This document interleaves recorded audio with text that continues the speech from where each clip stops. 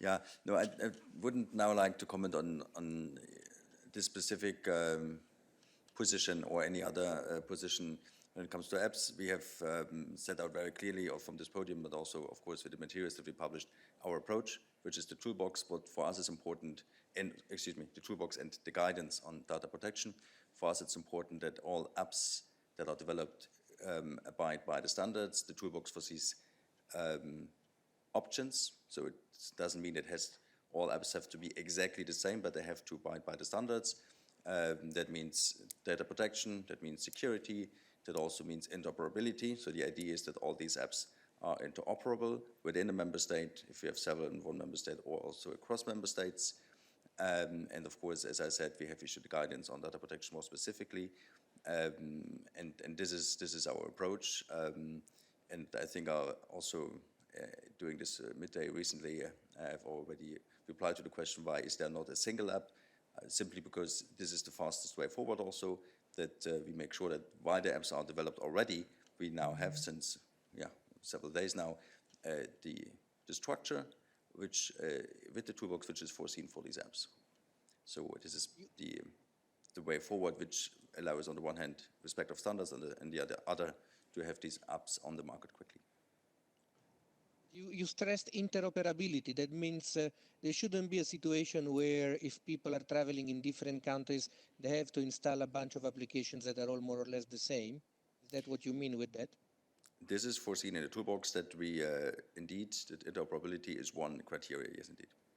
But I mean, we just spoke about traveling, so this is not necessarily the main problem that we have at the moment. But you could maybe foresee, I mean, a situation where you have different apps in member states, or where in a border region you would have people who cross borders. I think we are not at the moment in a situation where many people travel all the time across Europe. Okay, thank you.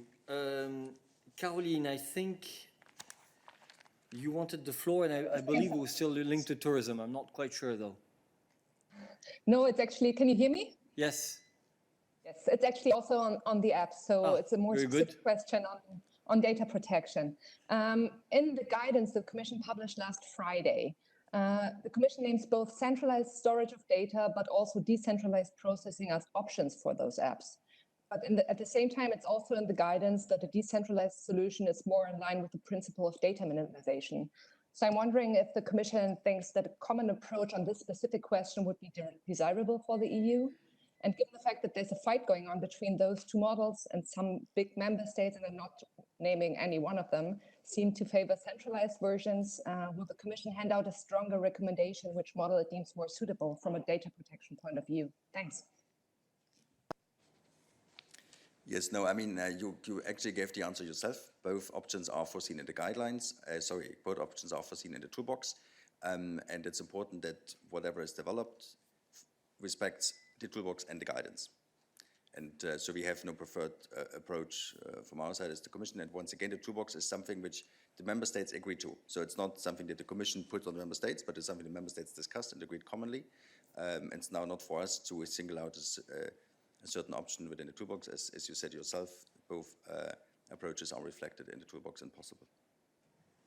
So just a quick follow-up, if I may, to understand this better, how those documents are interlinked, because the option, I mean, both those options are not only named in the toolbox, but also in the guidance, and this is a Commission document. So is this like, this stands in the guidance in reaction to what member states agreed on in the toolbox?